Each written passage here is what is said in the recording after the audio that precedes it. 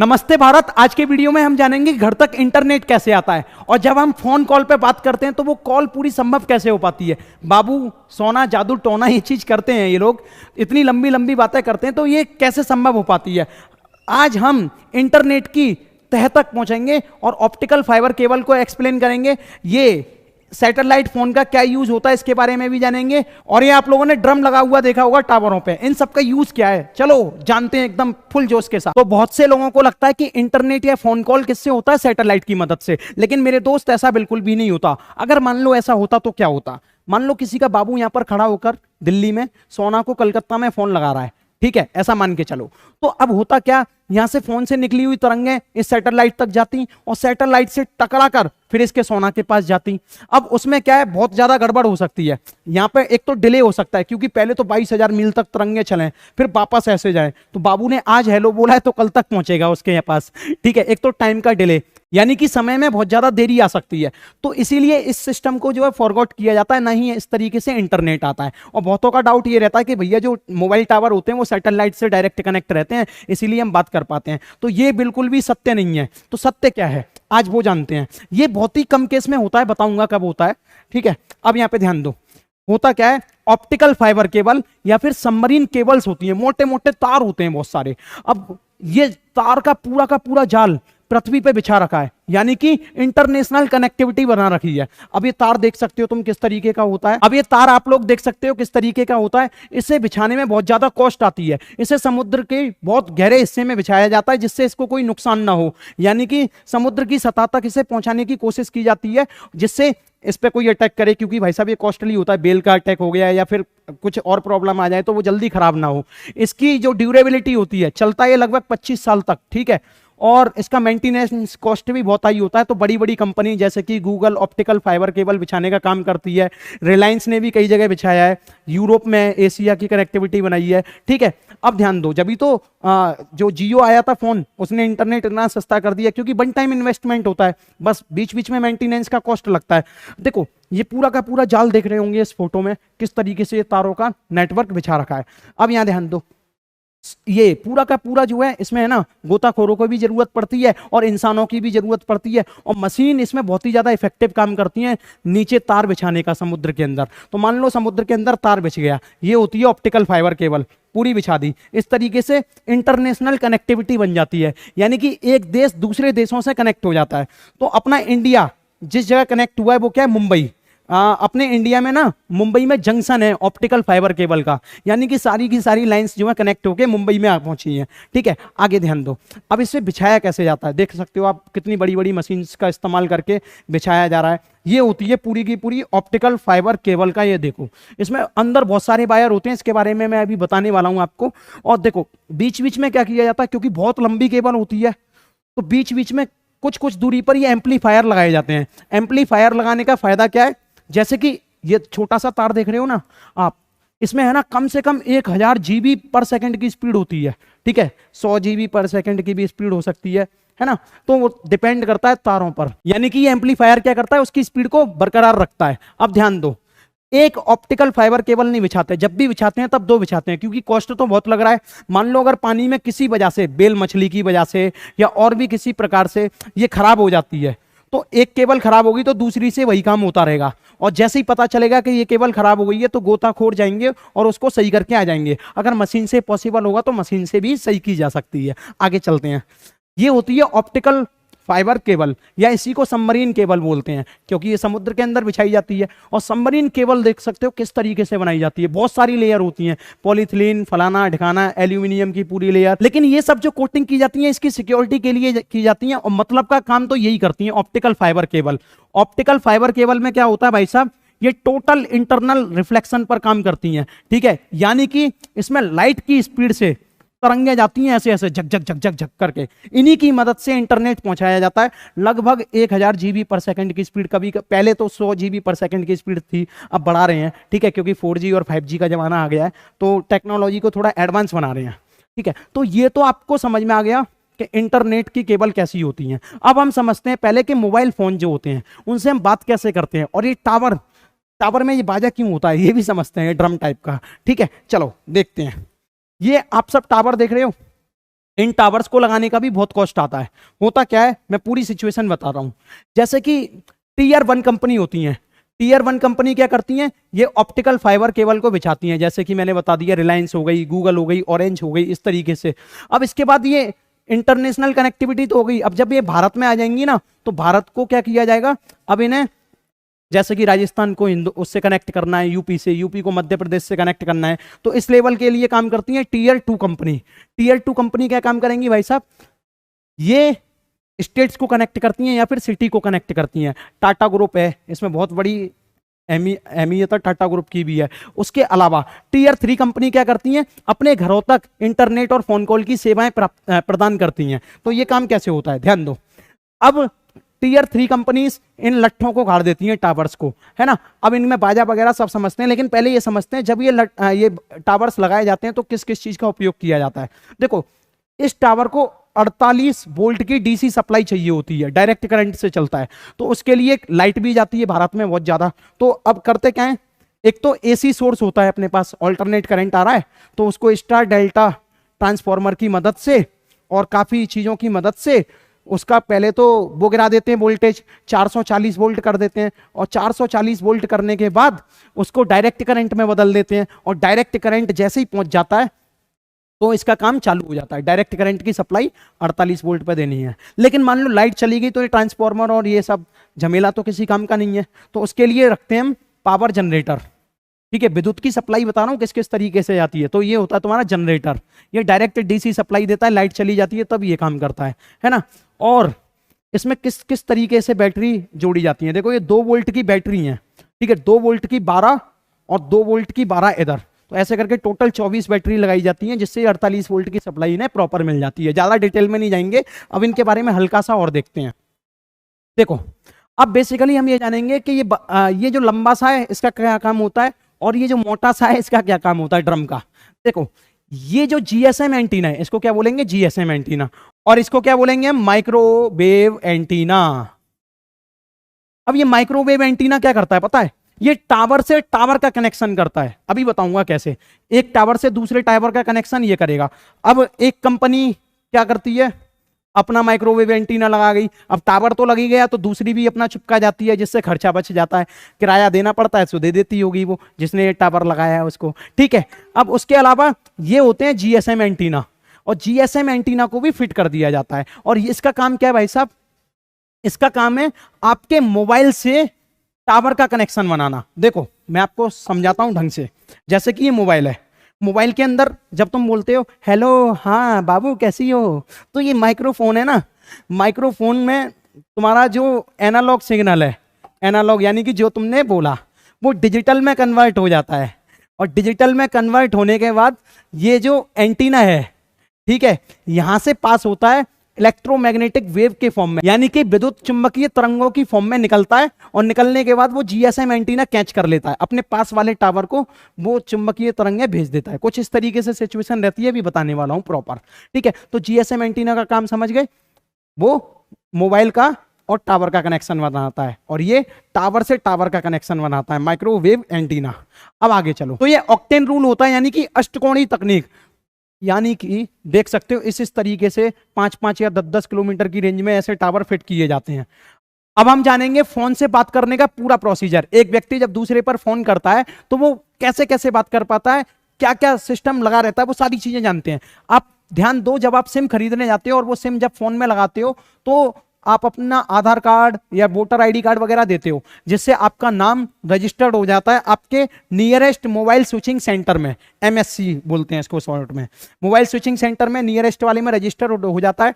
अब आपके मोबाइल की डिटेल इसके पास पहुंच गई तो होगा क्या, मोबाइल के अंदर होता है भाई साहब एक माइक्रोफोन, जो कि एनालॉग सिग्नल से डिजिटल सिग्नल में सिग्नल को चेंज करता है, और ये डिजिटल सिग्नल जाएंगे मोबाइल के एंटीना तक, और ये जो मोबाइल का एंटीना है वो जीएसएम एंटीना तक भेजेगा। कहां तक, जीएसएम एंटीना तक। अब ये सिग्नल तो मिल गए, यहां से यहां तक का जो कनेक्शन होता है वो तो वायरलेस होता है। अब उसके बाद जितना भी कनेक्शन है वो सब वायर की फॉर्म में ही होगा, बिना तार के काम नहीं होगा। अब होगा क्या, यहां इस एंटीना से जो है आरएफ केबल जुड़ी हुई होती है, क्या, आरएफ केबल। उन आरएफ केबल्स की मदद से आपके मोबाइल स्विचिंग सेंटर के पास पहुंचेगा इंफॉर्मेशन कि भाई साहब इस व्यक्ति ने कहीं कॉल लगाया है, ढूंढो ढूंढो जल्दी से कहां कॉल लगाया है। तो पता चल गया इस बाबू ने अपनी सोना को कॉल लगाया है। अब क्या करेगा ये मोबाइल स्विचिंग सेंटर, क्या करेगा, अब सोना के पास का मोबाइल स्विचिंग सेंटर ढूंढेगा, सोना के पास कौन सा मोबाइल सेंटर है। तो भाई साहब इसने ढूंढा, जैसे कि मान लो ये अभी आगरा में बैठे हुए हैं, आगरा से इन्होंने दिल्ली में फोन लगाया है, तो ये मोबाइल स्विचिंग सेंटर तुरंत खोज लेगा कि इसने दिल्ली में फोन लगाया है। तो दिल्ली के मोबाइल स्विचिंग सेंटर तक बात पहुंच गई आरएफ केबल के जरिए। इन सब में केबल्स के कनेक्शन रहते हैं, ठीक है, आरएफ केबल बोलते हैं। तो दिल्ली का मोबाइल स्विचिंग सेंटर हो गया। अब जैसे ही दिल्ली के मोबाइल स्विचिंग सेंटर तक बात पहुंची, तो अब ये ढूंढेगा कि सोना के बाबू ने जो फोन लगाया है, तो इस सोना के पास का टावर कौन सा है जो कि इसकी रेंज में हो। पता चल गया भाई साहब, क्या पता चल गया कि इसकी रेंज में ये वाला टावर है, ये वाला टावर है। तो इस मोबाइल स्विचिंग सेंटर से इसके जीएसएम एंटीना में बात पहुंचेगी, ठीक है। अब वो जीएसएम एंटीना क्या करेगा भाई साहब, जीएसएम एंटीना इसको, ये बात कर रही है ना बढ़िया तरीके से, तो इसके फोन में आवाज को डिजिटल सिग्नल से फिर से एनालॉग सिग्नल में दे देगा, जिससे अब जो ये वॉइस जा रही थी वेव की फॉर्म में डिजिटल सिग्नल में, वो अब आवाज की फॉर्म में इसमें कन्वर्ट हो गई। तो यहां पर भी देख सकते हो आप वायरलेस कम्युनिकेशन, बस इतना ही है। यहाँ होना थोड़ी अलग टाइप की है। वो अपना घर छोड़ के दिल्ली मान लो चली गई मुंबई एक्टिंग करने के लिए, और बाबू अभी यहीं पे है। तो बाबू ने फोन लगाया, तो अब क्या करेगा ये मोबाइल स्विचिंग सेंटर तो फोन लगा देगा यहाँ से, इसकी इंफॉर्मेशन को पास कर देगा। लेकिन अब तो ये दिल्ली में है ही नहीं, जबकि इनका मोबाइल रजिस्टर्ड कहाँ था, दिल्ली में। अब ये इंफॉर्मेशन देगा कि भाई साहब इनका फोन कहीं पहुंच चुका है। तो कहाँ पहुंच गया भाई साहब फोन, तो पता चला कि अब ये मुंबई में पहुंच गई हैं। तो अब यहां से क्या जाएगा, मुंबई के मोबाइल स्विचिंग सेंटर तक बात पहुंचेगी। इसको बोलते हैं फॉरेन स्विचिंग सेंटर बोलते हैं, ठीक है, टेक्निकल भाषा में। यानी कि अब वो अपनी लोकेशन पे नहीं है, लोकेशन उसने चेंज कर दी है, तो वो फॉरेन स्विचिंग सेंटर तक पहुंचेगा। फिर बाबू को आसपास के टावर को खोजेगा, और टावर के माइक्रोवेव को खोज के फिर बाबू के फोन तक ये बात पहुंच जाएगी। तो इतनी लंबा प्रोसीजर कितने छोटे से टाइम में हो जाता है। आप लोग जब फोन लगाते हो थोड़ी सी देर तक टू टू की आवाज आती है ना, उसी टू टू की आवाज में ये प्रोसीजर कंप्लीट हो जाता है। तो समझ रहे हो ना आप, तो यही पूरा का पूरा प्रोसीजर है। क्योंकि इसके अंदर जो वेव्स जाती हैं वो लगभग लाइट की स्पीड से जाती हैं। लाइट की स्पीड कितनी होती है, 3 लाख किलोमीटर पर सेकंड। तो इतनी रफ्तार से ये सारी बातें तुम्हारी पहुंचती हैं, डिजिटल सिग्नल्स में पहुंचती हैं, और वो सिग्नल्स में पहुंचने के बाद फिर यहाँ पे एनालॉग यानी कि आवाज के फॉर्म में आ जाती है, ठीक है। तो पूरी की पूरी बात सिग्नल्स के फॉर्म में ऐसे ट्रांसफर होती है। ये मोबाइल का केस था। आगे चलते हैं, अब हम देखेंगे इंटरनेट घर तक कैसे पहुंचता है। मेन इंपोर्टेंट टास्क, इंटरनेट बड़ी बवाल चीज है, ऑप्टिकल फाइबर केबल का ही इस्तेमाल होता है ना। अब हम जानते हैं, जैसे कि आप लोगों को लग रहा होगा कि भाई साहब ये अपना मोबाइल है, यहां से इंटरनेट आता है टावर से या राउटर से, काम खत्म। ऐसा नहीं है, बहुत लंबा है, बहुत लंबा जाल है। जाल कुछ ऐसा है कि जैसे कि मानो ऑप्टिकल फाइबर केबल आपके इंडिया तक कनेक्ट है, इंडिया से फिर आपकी स्टेट तक, स्टेट से आपकी सिटी तक, सिटी से फिर वो जो तुम्हारा इंटरनेट प्रोवाइडर है, जो इंटरनेट प्रोवाइड करता है, आपका इंटरनेट प्रदाता है, हिंदी में यही बोलते हैं ना, इंटरनेट प्रोवाइड सर्विसेज जो है, वो आपको ये सारी सुविधाएं प्रदान करती हैं। अब पूरा ये प्रोसीजर तो समझ गए कि ऑप्टिकल फाइबर केबल की गलियों से ये सारी चीजें आती हैं, ठीक है। ऑप्टिकल फाइबर केबल काम कैसे करती है, देखो जैसे आपका घर है, मान लो अमेरिका से लैला के यहाँ से मजनू के पास रसिया में मान लो एक लव लेटर पहुंचाना है, तो क्या करेगा डाकिया, पहले भाई साहब रसिया नहीं, रसिया दूर हो जाएगा, इंडिया मान लो, और इंडिया में कहाँ पे है वो, हरियाणा के हिसार जिले में, हिसार में भी एक चामुंडा गांव में छुपा हुआ है मजनू, है ना। तो पहले क्या आएगा, अमेरिका से इंडिया आएगा लेटर, इंडिया से हरियाणा आएगा, हरियाणा से हिसार पहुंचेगा, हिसार से चामुंडा गांव में पहुंचेगा। हालांकि मुझे नहीं पता चामुंडा गांव है भी कि नहीं, ठीक है। तो ये प्रोसीजर रहता है ना, क्योंकि उस पर पूरा का पूरा एड्रेस वगैरह सब पड़ा हुआ होता है लेटर पे। अब ध्यान दो, सेम ऐसे ही इंटरनेट का काम होता है। ऑप्टिकल फाइबर के जाल से आपकी इंफॉर्मेशन जाती है और फिर वापस आती है। कहां से, जैसे कि मानो ये गूगल डाटा सेंटर है जहां पे सारा का सारा डाटा स्टोर है, ठीक है, जो आप सर्च करते हो। अब ये गूगल डाटा सेंटर है, आपने क्या किया, आपने सर्च किया कुछ, लेकिन हाँ सर्च करने से पहले एक चीज बता दूं, ये जो पीले पेजेस की बुक है ना, इसको बोलते हैं डीएनएस सर्वर या डीएनएस की किताब, जिसपे क्या होता है, आईपी एड्रेस सबको पता है, आईपी एड्रेस होता है internet protocol address. IP address सबको असाइन कर दिए जाते हैं। अब आईपी एड्रेस तो नंबरों में होते हैं, 11 इस तरीके से होते हैं, देख रहे हो, ये तो हर किसी को याद नहीं होते। हर वेबसाइट का अपना एक आईपी एड्रेस होता है, और इंटरनेट प्रोवाइडर जो होता है, इंटरनेट प्रोवाइडर जो होता है वो हर किसी के फोन में अपना एक आईपी एड्रेस देता है, जो कि फोन का पता बताता है ना, इंटरनेट प्रोटोकॉल एड्रेस।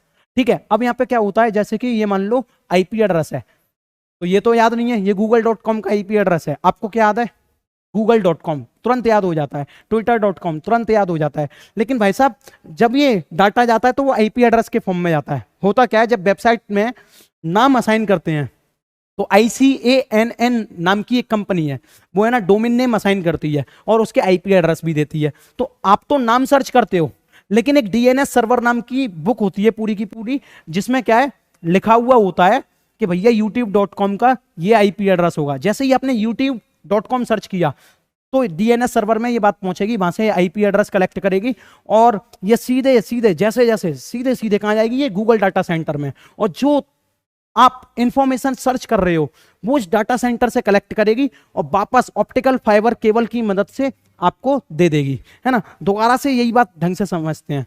आपने वो वाली डायरी देखी है फोन बुक, जिसमें हर व्यक्ति का नाम होता है और इधर नंबर होता है, सेम ऐसे ही इसमें डोमेन नेम और आईपी एड्रेस होते हैं डीएनएस सर्वर में। जो आप लोग सर्च करोगे वो यहाँ तक जाएगा, फिर गूगल डाटा सेंटर में ये सारी की सारी चीज़ें स्टोर होंगी, वहाँ से वापस आपके पास तक आती हैं। तो ये प्रोसीजर भी काफ़ी लंबा होता है, यहाँ पे देख सकते हो आप लोग। ठीक है, अब जैसे कि मान लो आप लोग मेरी वीडियो देख रहे हो, तो आप तक ये वीडियो कैसे पहुँच रही है, ये तो या तो आपके पास आ गई होगी। मान लो आप सर्च करते हो सनी भैया FIP, क्या सर्च कर रहे हो, सनी भैया FIP, या मेरा एक स्टार्टअप है फन इन पाठशाला, फन इन पाठशाला आपने सर्च किया, वहां मैं पढ़ाता भी हूँ। ठीक है, तो होगा क्या, यूट्यूब पे जैसे ही आप फन इन पाठशाला सर्च करोगे वो धड़ाधड़ ढूंढेगा कि फन इन पाठशाला का आईपी एड्रेस क्या है। ठीक है, और जैसे ही फन इन पाठशाला का डोमेन नेम तो पता ही है funinpathshala.com, आपने वो सर्च किया, आईपी एड्रेस खोजेगा, सीधे ये गूगल सेंटर पर, सर्वर सेंटर पर इसमें मेरी सारी चीजें स्टोर होंगी, और यहां से आपको जो भी जानकारी चाहिए वो वापस आपके फोन में आ जाएगी। और ये सब लाइट की स्पीड से हो रहा होता है ये काम। ठीक है, अमेरिका से डायरेक्ट आपके घर तक सारी चीजें आ जाती हैं। तो ये है भाई साहब इंटरनेट की शक्तियां। आगे चलते हैं, आगे देखो, ये तो बता ही दिया मैंने सब। ठीक है, ये माइक्रोवेव एंटीना है मोटा सा। ठीक है, आगे चलो, यहाँ पे देखो बहुत सारी चीजें आपने 2G 3G 4G 5G volt LTE ये सब पढ़ा होगा। आज इनके बारे में जानते हैं जल्दी से। देखो जैसे कि ये 1G है, 1G का मतलब भाई साहब सिर्फ फोन से बात हो पाएंगी। इसकी 24 kb/s स्पीड थी, लेकिन जैसे ही 2G आया, 2G का काम क्या था, 64 kb/s स्पीड हो गई। यानी आप बात तो कर सकते हो, साथ में मैसेज भी कर सकते हो। 1 रुपया लगता था उस जमाने में बात करने में, मेरे जमाने में नहीं, मतलब मैं तो बच्चा हुआ करता था, मेरे पापा के जमाने में। ठीक है, अब आगे सुनो, ये नोकिया वाला फोन देखा होगा, उसी से तो 2G करते थे, मैंने भी चलाया भाई 2G। ठीक है, लेकिन पैसा इतना नहीं लगता था उस टाइम, पैसा धीरे धीरे रिड्यूस होता गया। अब 3G फोन में क्या हो गया भाई साहब, इंटरनेट भी आ गया, मैसेज भी आ गया और कॉल करने की सुविधा भी आ गई। 4G फोन जो है, अभी जो आप 4G यूज करते हो, उसमें इंटरनेट की स्पीड बहुत फास्ट कर दी है ना। फोन कॉल भी अच्छे तरीके से हो सकता है और वीडियो कॉल भी कर सकते हो, वीडियो कॉल की भी सुविधा आ गई इसमें, है ना। तो इंटरनेट की वजह से आप वीडियो कॉल भी सक्षम रूप से कर सकते हो। यहाँ वीडियो कॉल नहीं कर सकते थे, लेकिन जैसे ही 5G आया तो ये इतनी हाई और एडवांस टेक्नोलॉजी है, इसमें क्या है 1 GB/s की स्पीड आ गई। अब आपको पता है स्पीड कम भी हो जाती होगी आपकी कभी कभी। ये स्पीड निर्भर करती है कि जैसे कि जियो के टावर लगे हुए हैं आसपास, और जियो के बहुत सारे कस्टमर हैं, जितने कस्टमर इंटरनेट चलाएंगे तो जियो की स्पीड उनमें डिवाइड हो जाएगी। मान लो जियो के कस्टमर रात को कुछ सो गए, कुछ जग रहे हैं, है ना, कुछ बातचीत कर रहे हैं, तो उनकी स्पीड फिर बढ़ जाएगी। तो डिपेंड करता है कि वहां पर क्राउड कितना है, उस नेटवर्क का स्पीड है ना, उसी चीज पर निर्भर करती है। ठीक है, तो अब 5G क्या है, 5G इतनी एडवांस टेक्नोलॉजी है कि इसमें इंटरनेट तो है ही फास्ट, वीडियो कॉल भी कर सकते हो, बातें भी कर सकते हो बढ़िया तरीके से बिना अटके। और इसमें है ना ऐसी डिवाइसेस हैं कि आपकी ये कार से भी कनेक्ट हो जाएगा, इस LED से भी कनेक्ट हो जाएगा, इस AC से भी कनेक्ट हो जाएगा। लेकिन जो एप्लीकेशन आप इसमें इस्तेमाल कर रहे हो कनेक्शन के लिए, तो वो फीचर आपकी डिवाइसेस में भी अपलोड होना चाहिए, फ्रिज में, AC में, टीवी में। ठीक है, उसी से कनेक्शन बन पाएगा, है ना। फोन से रिमोट चला लेते हो ना, और ये 5G से बहुत आसानी से किया जा सकता है ना। तो यही सारी चीजें। अब एक डाउट आता है, डाउट ये आता है कि भैया जब सैटेलाइट से बात नहीं होती, ठीक है, सारे के सारे मोबाइल नेटवर्क और ये ऑप्टिकल फाइबर केबल की वजह से बात होती है, तो फिर ये वाले फोन किस लिए इस्तेमाल होते हैं। तो देखो सही मायने में बॉर्डर एरिया की साइड जहां पर जवान तैनात होते हैं, वहां पर टावर नहीं लगाए जा सकते। मान लो अगर टावर लगा भी दिए, ये दुआ और टावर उखाड़ दिया, फिर कैसे बात करोगे। ठीक है, बम फेंक के उड़ा दिया। तो बात करने का तरीका क्या है? डायरेक्ट सैटेलाइट से कांटेक्ट करो। तो इस केस में ना सैटेलाइट का उपयोग किया जाता है। इसीलिए ये जो बड़े बड़े लंबे लंबे फोन होते हैं ये सैटेलाइट फोन होते हैं, इनसे आप बात कर सकते हो। ठीक है, सैटेलाइट से सिग्नल जाएगा और जहां ये बात करना चाह रहे हैं वहां तक ये सिग्नल जाएगा, तो ऐसे बात हो जाएगी। लेकिन ये जो फोन है, इन फोन में एक कमी है। जैसा कि मैंने आपको पहले बताया था, सैटेलाइट से बात करना बड़ा मुश्किल है, तो मुश्किल बहुत होती है इन फोनों से बात करने में। कभी कभी सिग्नल मैच नहीं होते। अगर सिग्नल मैच हो गया, मान लो बात कर भी रहे हो, तो इनकी खास बात क्या है? ये ना हाफ डुप्लेक्स होते हैं। खास बात क्या है? कमजोरी है इनकी। हाफ डुप्लेक्स का मतलब ये हो गया, जब एक तरफ से कोई व्यक्ति बात करेगा तो दूसरा वाला सिर्फ सुन सकता है, उस टाइम बोल नहीं सकता। अगर दूसरा वाला जिस टाइम बोल रहा है तो पहले वाले को चुप होना पड़ेगा। ये हाफ डुप्लेक्स का मतलब है। और जो हम इस्तेमाल करते हैं वो फुल डुप्लेक्स होता है। खूब चबड़ चबड़ करो इधर से भी और उधर से भी होने दो, खूब लड़ाइयां मारो। लेकिन आपने आर्मी वालों को ये फोन इस्तेमाल करते हुए देखा होगा, सैटेलाइट फोन, तो उसमें वो लोग कोड वर्ड भी इस्तेमाल करते हैं। हेलो टैंगो चार्ली, अपनी इंफॉर्मेशन को पास कर देंगे ऐसे करके, है ना। फिर कहेंगे ओवर। ओवर का मतलब ये होता है कि मैंने अपनी बात खत्म कर दी, अब आप अपनी तरफ से सुनाओ क्या कहना चाह रहे हो। तो जैसे ही वो अपनी तरफ से बात सुनाएगा कोई दूसरा व्यक्ति, फिर कहेंगे ठीक है ओवर। तो ओवर का मतलब एक तरफ से बात खत्म हो गई है, अब आप अपनी तरफ से सुनाओ, है ना। अब जब बात खत्म करनी होती है तो बोलते हैं over and out. Over and out का मतलब क्या होता है कि अब बात खत्म हो गई है, चुपचाप फोन रख दो। ठीक है। कभी कभी क्या होता है, मान लो सैटेलाइट से हो रहा है, यहां से आपने फोन लगाया किसी आर्मी पर्सन ने, और फोन लगाने के बाद बीच में ही किसी और व्यक्ति ने सिग्नल कैच कर लिया, तो कभी कभी आतंकवादी इस तरीके से खबरों को सुन भी लेते हैं, है ना। यहाँ से यही इसका डिसएडवांटेज है। तो ये जो फोन्स होते हैं वो हाफ डुप्लेक्स फोन होते हैं, काफ़ी प्रॉब्लम्स होती हैं, लेकिन उस जगह यही फ़ोन जो है कारगर होते हैं। अब लेकिन इनमें भी टेक्नोलॉजी एडवांस कर दी है। तो आज के लिए इतना ही। मुझे लगता है आपको ये चीज़ें बहुत अच्छे से पसंद आई होंगी। Bye bye, Tata.